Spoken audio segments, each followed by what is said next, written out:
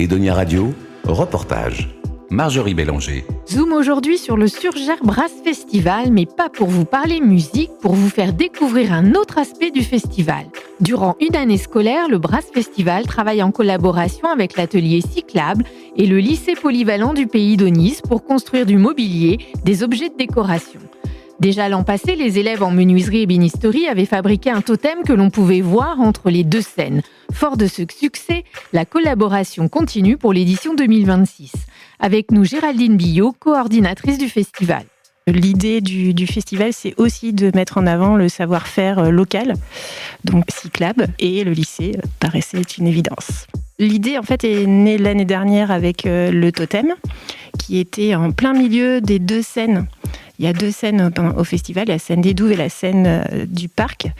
Et en plein milieu trônait le totem. Il a été vu maintes et maintes fois. Il a eu beaucoup de succès. Et donc, à la fin du festival, on s'est dit qu'on allait renouveler l'opération, mais sur une année entière avec des élèves.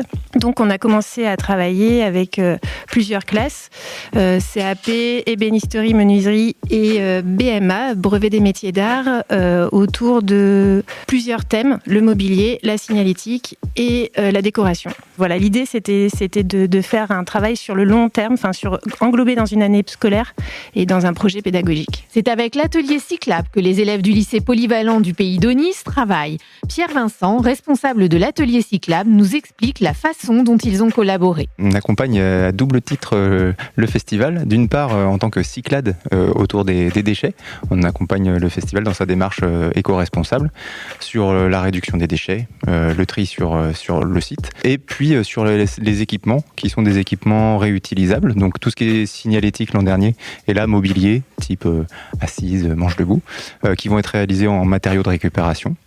Et puis on a un partenariat de long terme aussi avec le lycée, puisqu'on essaie de sensibiliser les élèves à l'économie circulaire. Donc pareil, à faire avec des matériaux du bois de réemploi. On va travailler avec des palettes, avec du contreplaqué issu de l'industrie nautique. C'est des chutes de production.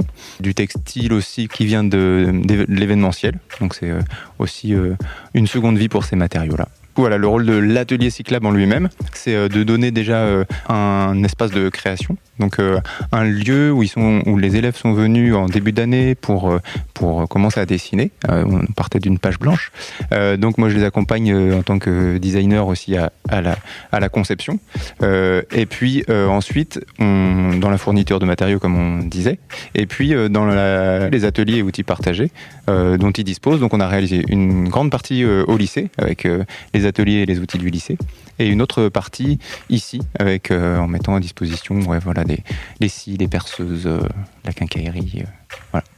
Mais sinon oui, on est vraiment parti d'une page blanche. Ce qu'on avait un peu comme ligne directrice au départ, c'était la conception graphique de Yann qui a fait l'affiche, et on a commencé à travailler autour de ça et à inventer est-ce qu'on va faire un banc, un bar, des assises et tout. Voilà, c'était un peu page blanche. Vous pourrez admirer les créations des élèves du lycée polyvalent du Pays d'Aunis du 23 au 25 juillet dans le parc du château de Surgères.